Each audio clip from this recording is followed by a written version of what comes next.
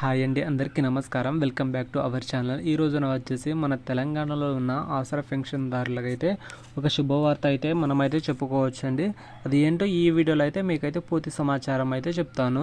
So మనకు నిన్న చూసుకుంటే మనకు గురువారం నిన్న అయితే మనకైతే ఆసరా పెన్షన్ దారులకైతే ఆసరా పెన్షన్ అయితే వృద్ధులకు మరియు ఒంటరి మహిళలకు అయితే వాళ్ళకైతే పెన్షన్ అయితే ఇవ్వడం అయితే జరిగింది.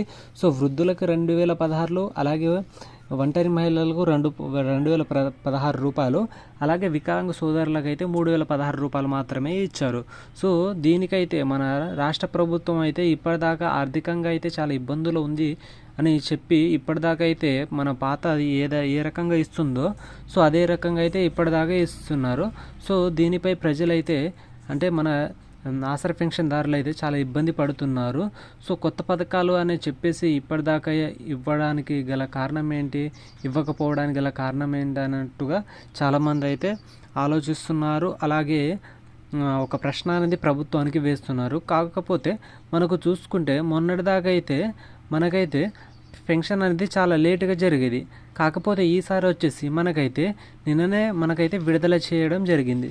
సో అలాగే కొత్త పెన్షన్దారులకైతే ఇప్పటి నుంచి అయితే వాటి అయితే ప్రక్రియ అనేది పూర్తయితే స్టార్ట్ చేస్తున్నారు. ఎలా అంటే వాళ్ళకు వికలాంగుల పరంగా వాళ్ళ దగ్గర సదరం సర్టిఫికేట్స్ లేదా మరియు ఇతర సర్టిఫికేట్స్ ఉంటాయి కదా, అలాగే ఒంటరి మహిళలు కూడా వాళ్ళ దగ్గర సర్టిఫికేట్స్ పరంగా వాటిని అయితే వెరిఫికేషన్ చేసి వాళ్ళైతే అంటే ఎవరి విలేజ్ దగ్గర వాళ్ళైతే పంచాయత్ సెక్రటరీని కన్సల్ట్ అయితే వారైతే ఏ రకంగా చేయాలో ఆ రకంగా అయితే ప్రక్రియను పూర్తి చేసిన తర్వాత వారికి కూడా ఈ మన ఆసరా చేయుత పథకం అనేది వర్తిస్తుందనేది ప్రభుత్వం అయితే చెప్తుంది.